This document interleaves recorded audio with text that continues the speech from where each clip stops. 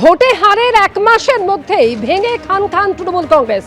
বহিষ্কৃত ঋতব্রত বন্দ্যোপাধ্যায় তাকে সমর্থন জানিয়েছেন 58 জন বিধায়ক এবং ইতিমধ্যেই সেই প্রস্তাব যা বিধানসভার অধ্যক্ষের কাছে জমা পড়েছে বিকেল 4টে পর্যন্ত তিনি সময় চেয়েছিলেন, সেই সময় ইতিমধ্যেই অতিক্রান্ত। আর এরই মধ্যে মুখ্যমন্ত্রীর প্রশাসনিক বৈঠকে যে সমস্ত তৃণমূল বিধায়কেরা উপস্থিত হয়েছিলেন তারা সেখান থেকে একে একে বিধানসভায় এসে পৌঁছচ্ছেন। এখনো পর্যন্ত কি আপডেট রয়েছে সরাসরি জানবো। আমাদের সঙ্গে দুই প্রতিনিধি রয়েছেন, ময়ূক ঠাকুর চক্রবর্তী এবং উজ্জ্বল মুখোপাধ্যায়। প্রথমে ময়ূকের কাছে আসবো। ময়ূক, দেখো, সকালে 58 জন বিধায়ক এসেছিলেন, তারা সমর্থন করেছেন এবং এখান থেকে তারা সরাসরি চলে যান। 3টে জেলার আজকে প্রশাসনিক বৈঠক ছিল নবান্নে মুখ্যমন্ত্রী শুভেন্দু অধিকারীর।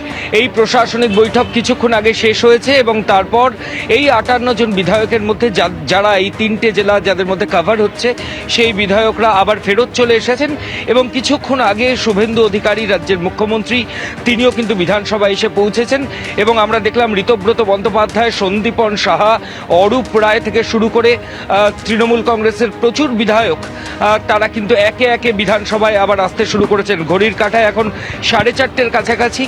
যে খবর পাওয়া যাচ্ছে যে বিরোধী দলনেতা কে হবে সেই নিয়ে জল্পনা রয়েছে, আর হয়তো অল্প কিছু সময়ের অপেক্ষা, তার মধ্যেই স্পিকারের কাছে এই যে চূড়ান্ত যে নাম সেই প্রস্তাব আসতে পারে এবং রাজ্যের বিরোধী দলনেতা কে হচ্ছে সেই ছবিটা পুরোপুরি স্পষ্ট হয়ে যাবে।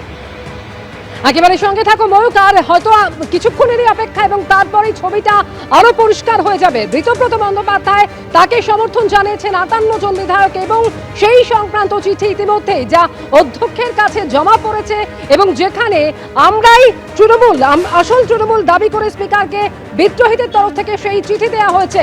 মুখ্যমন্ত্রীর প্রশাসনিক বৈঠক কিছুক্ষণ আগে শেষ হয় এবং সেই বৈঠক থেকে একে একে তৃণমূল বিধায়কেরা তারা বিধানসভায় এসে পৌঁছচ্ছেন। শোভনদেবকে বিরোধী দলনেতা চেয়ে অভিষেকের প্রস্তাবের পাল্টা প্রস্তাব, সেই প্রস্তাব আজকে জমা পড়েছে বিধানসভার অধ্যক্ষের কাছে। আর এক প্রতিনিধি উজ্জ্বল মুখোপাধ্যায় আমাদের সঙ্গে রয়েছেন। অর্থাৎ উজ্জ্বল, আর হয়তো মাত্র কিছু সময়ের অপেক্ষা এবং তারপরই পরিষ্কার হয়ে যাবে চিত্রটা। দেখো, সেটা হচ্ছে সাংবাদিকতার পরিভাষায় একটা শব্দ ব্যবহার করা হয়, সেটা কিছু একটা হতে চলেছে, কারণ তার ইঙ্গিত খুব স্পষ্ট। সকালবেলা 58 জন বিধায়ক তারা চিঠি জমা দিলেন, নতুন পরিষদীয় দল গঠন করেছেন সেই বার্তা দিলেন অধ্যক্ষের কাছে এবং তারা দাবি করলেন এই পরিষদীয় দলের নেতা হচ্ছেন ঋতব্রত বন্দ্যোপাধ্যায়। তারা এই কমিটির নাম অধ্যক্ষের কাছে প্রস্তাব করলেন। অধ্যক্ষ কিছুটা সময় চাইলেন আইনগত দিক খতিয়ে দেখার জন্য, বললেন 4টের পর এই ব্যাপারে চূড়ান্ত সিদ্ধান্ত নেবেন। এরপর বেশ কয়েকজন বিধায়ক চলে গেলেন প্রশাসনিক বৈঠকে। প্রশাসনিক বৈঠক শেষ করে তারা ভেতরে ঢোকার সঙ্গে সঙ্গে আমরা দেখতে পেলাম যে বিধানসভার ভেতরে প্রবেশ করলেন মুখ্যমন্ত্রী শুভেন্দু অধিকারী এবং 5 জন ক্যাবিনেট মন্ত্রী, তাপস রায়, শঙ্কর ঘোষ সহ 5 জন ক্যাবিনেট মন্ত্রী তারাও কিন্তু বিধানসভায় এলেন। এখনো পর্যন্ত সকালবেলা যে 58 জন বিধায়ক এখানে উপস্থিত হয়েছিলেন তার মধ্যে একমাত্র রতিন ঘোষ ছাড়া বাকি সকলে কিন্তু উপস্থিত আছেন। প্রশাসনিক বৈঠকে গেছিলেন, তারা আবার ফের বিধানসভায় ফিরছেন। অর্থাৎ তাদের এইভাবে বিধানসভায় পড়ে থাকা, মুখ্যমন্ত্রী বিধানসভায় এসে উপস্থিত হওয়া, ক্যাবিনেট পর্যায়ের মন্ত্রীরা বিধানসভায় এসে উপস্থিত হওয়া এবং তারপর অধ্যক্ষের একটা নির্দিষ্ট সময় পর জবাব দেবেন এমনটা বলা, সবটা মিলে একসঙ্গে আনলে কিন্তু বলা যেতে পারে যে পশ্চিমবঙ্গের রাজনৈতিক ইতিহাসে একটা বড় ঘটনা ঘটতে চলেছে। তার কারণ এটাই যে পশ্চিমবঙ্গে কখনো এইভাবে যারা জিতে এসেছিলেন 80 জন বিধায়ক, তাদের মধ্য থেকে 68 প্রায় 60 জন বিধায়ক তারা বিদ্রোহ করে তারা নতুন পরিষদীয় দল গঠন করে তার স্বীকৃতি দাবি করলেন অধ্যক্ষের কাছে। এমন ঘটনা কিন্তু কখনো রাজ্য বিধানসভায় ঘটেনি, পশ্চিমবঙ্গের ইতিহাসে এর কোনো নজির নেই। স্বাভাবিকভাবেই আজকে শেষ পর্যন্ত অধ্যক্ষ কি সিদ্ধান্ত নেন, বিরোধী দল নেতা হিসাবে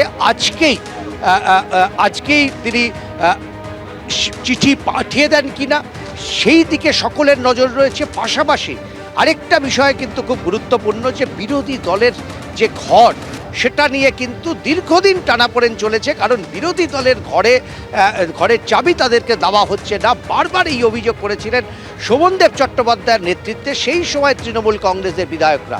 ফলে আজকে সেই ঘর বিরোধী দলনেতার ঘর খুলে দেওয়া হয় কিনা সেটাও কিন্তু দেখার। কেন মুখ্যমন্ত্রী আজকে এই সময় বিধানসভায় উপস্থিত হলেন, কেন তিনি বেশ কয়েকজন ক্যাবিনেট মন্ত্রীকে বিধানসভায় ডেকে নিলেন, কেন যারা বিদ্রোহী বিধায়ক তারা ফের বিধানসভায় ফিরে এলেন, কেন 10:30 থেকে শিউলি সহ যারা তৃণমূল কংগ্রেসের বিদ্রোহী বিধায়ক তারা বিধানসভার ভেতরে ঘাঁটি গেড়ে বসে থাকলেন, এর সবটার উত্তর জানা যাবে আর কয়েক মিনিটের মধ্যেই। এবং যদি অধ্যক্ষ এই চিঠি আজকে তিনি তুলে দেন এবং মুখ্যমন্ত্রীর উপস্থিতিতে, সেটা কোনো বাধ্যকতার কোনো ব্যাপার নেই, কিন্তু তার উপস্থিতিতে এই চিঠি যদি তিনি ঋতব্রত বন্দ্যোপাধ্যায়ের হাতে তুলে দেন তাহলে কিন্তু একটা নতুন ইতিহাস তৈরি হবে এই বিধানসভাতে। নজিরবিহীন ঘটনা হবে তা বলাই যায়। অবশ্যই এই মুহূর্তে নজর রয়েছে যে স্পিকার কি সিদ্ধান্ত নেন এই বিষয়ে, কারণ ইতিমধ্যেই ঋতব্রত বন্দ্যোপাধ্যায়কে সমর্থন জানিয়ে 58 বিধায়কের সমর্থন সম্বলিত সেই চিঠি যা ইতিমধ্যেই জমা পড়েছে স্পিকারের কাছে। তবে আজকে একের পর এক বিধায়কেরা যখন বিধানসভায় আসছিলেন কি বললেন তারা, সন্দীপন সাহা, সাবিনা ইয়াসমিন এবং মুস্তাফিজুর রহমান, তাদের বক্তব্য রাখবো আপনাদের সামনে।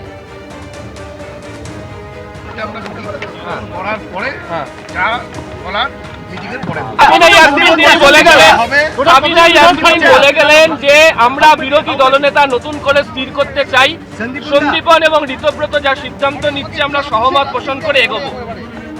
সেটা দেখুন আমাদের মিটিংটা হোক, মিটিংটা না হলে কিছু বলতে পারবেন না। দেখতে পারবেন, সংখ্যাটা দেখতে পারবেন, মোর দ্যান 2/3।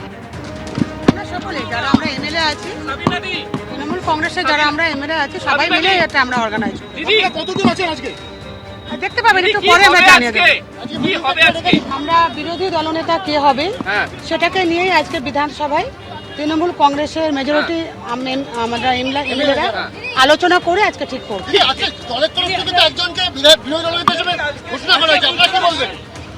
এখনো পর্যন্ত তো আমাদের অফিসিয়ালি উনি পাননি।